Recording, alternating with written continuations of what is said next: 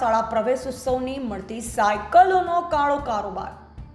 Kanodar highway hotel મિલરની સામે નામ વગરની નનામી ભંગારની પેઢી ચલાવતા ભંગારીની તપાસ થશે કે કેમ? સરકારી વસ્તુઓ બિનઅધિકૃત રીતે ખરીદી કરતા ભંગારીઓને નથી રહ્યો તંત્રનો ડર। અગાઉ પણ ચોરીની વસ્તુઓ ભંગારી દ્વારા ખરીદી હોવાનું કાણોદર ગ્રામજનોમાં ચર્ચા। બનાસકાંઠા કાણોદર ખાતે આવેલા ભંગારીઓ સરકારી વસ્તુઓ સહિત અનેક લોખંડ ભંગારની વસ્તુઓ કોઈપણ જાતની તપાસ કર્યા વગર બેરોકટોક ખરીદી રહ્યા છે, જ્યારે વસ્તુઓ કોઈ ચોરીની છે કે કેમ તેની તપાસ સુદ્ધા પણ કરતા નથી। માત્ર પોતાના ખિસ્સા ભરવા માટે થઈ લોકોને ચોરીના રવાડે ચડાવતા હોય તેવી ચર્ચાએ જોર પકડ્યું છે। ત્યારે કાણોદર ખાતે કોઈ પણ જાતના બોર્ડ વગર બેનામી રીતે ભંગારનો ધંધો કરતા બાબુ ભંગારીના ગોડાઉન ખાતેથી સરકાર દ્વારા શાળા પ્રવેશ ઉત્સવ દરમિયાન વિદ્યાર્થીઓને મળતી સહાયરૂપી સાયકલોને બેરોકટોક આ ભંગારીઓ દ્વારા ખરીદી કરવામાં આવે છે અને તેને ભાંગી મસ્ત મોટી રકમે વેચવામાં આવે છે।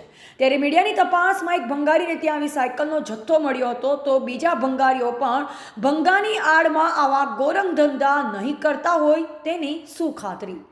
આવા છાપટા બનીને લોકોને ચોરી તરફ વાળતા અને સરકારી ચીજ વસ્તુઓ બેરોકટોક ખરીદી કરતા ભંગારીઓને ત્યાં તપાસ કરી યોગ્ય કાર્યવાહી કરવામાં આવે તેવી લોકમાંગ ઉઠવા પામી છે। હવે જોવું એ રહ્યું કે હપ્તાખોરીના દાબ નીચે દબાઈ ગયેલા તંત્રના અધિકારીઓ કોઈ કાર્યવાહી કરશે ખરા? એ તો હવે આવનારો સમય બતાવશે। અહેવાલ પ્રદીપ પરમાર। ગુજરાત સરકારની નરેન્દ્ર મોદી સાહેબ જે ભણવા સાયકલો વાલી છે એ તમે ભંગારમાં હોય તમારે કેવી રીતના આવી?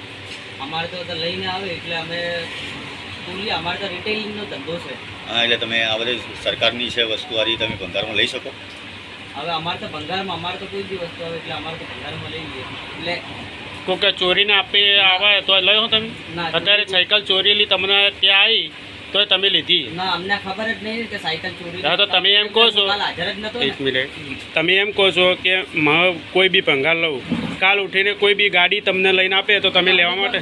ગાડી કોઈક માણસ ગાડી જેમ કે તમે લઈને આવે એટલે અમે પૂરી ઇન્ક્વાયરી કાઢશો, ડિટેલ લેશો। અમે અમારે જેના નામે ગાડી છે એ પાર્ટીની આધાર કાર્ડની ઝેરોક્સ અને આરસી બુકની ઝેરોક્સ બધું સિગ્નેચર બધું કમ્પ્લીટ કરી એના બાદ જ લઈએ છીએ અમે। સરકાર દ્વારા આપેલી વસ્તુ તમે ભંગારમાં લઈ શકો? ના। તો કેમ લીધેલી? હવે